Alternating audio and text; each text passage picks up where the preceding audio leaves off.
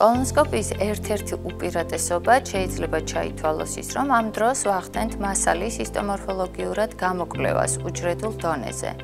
ასევე კოლონოსკოპიის დროს შესაძლებელია სამკურნალო პროცედურების წარმოება, მაგალითად, სისხლმდენი წყლულიდან სისხლდენის შეჩერება, პოლიპექტომია, კეთილთვისებიანი წარმონაქმნების სუბმუკოზური რეზექცია, სტენტირება მსხვილი ნაწლავის, როგორც სიმსივნური პათოლოგიების დროს, ასევე პოსტოპერაციული ნაწიბუროვანი დეფორმაციების დროს.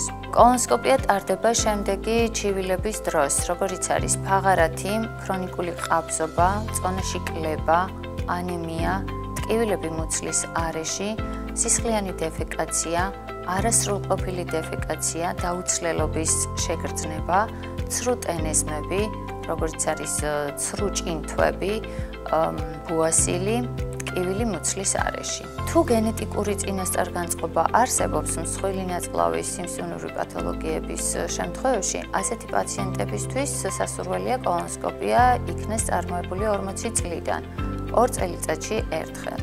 პრევენციისთვის, როგორც ქალბატონებში, ასევე მამაკაცებში 35 წლიდან.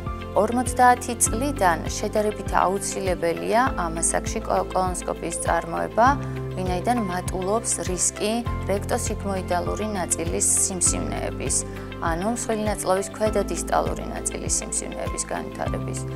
ხოლო ისეთი დაავადებების დროს, როგორიც არის კრონის პათოლოგია, წყლულოვანი კოლიტი, ან კიდევ პოლიპოზი, ასეთ შემთხვევებში კოლონოსკოპიის სიხშირე, ჩატარების სიხშირე მატულობს და შესაძლებელია ის ჩატარდეს 2-3 თვეში ერთხელ ან 5-6 თვეში ერთხელ, რათა მოვახდინოთ მკურნალობის პროცესში დინამიკური ცვლილებების შეფასება. კოლონოსკოპიის მომზადების წინასწარი სამდღიანი პროტოკოლი არსებობს, სადაც ზუსტად არის გაწერილი კვების რაციონი, პრეპარატის მიღების დოზები და დროები.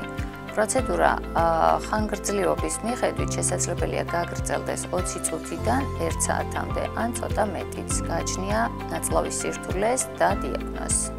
კლინიკა ნიუ ჰოსპიტალში კოლონოსკოპიური პროცედურები წარმოებს ფუჯინონის ულტრათანამედროვე ენდოსკოპიური აპარატურით, რაც გვაძლევს საშუალებას მოვახდინოთ პათოლოგიური პროცესების ჰიპერდიაგნოსტიკა ნაადრევ სტადიაზე.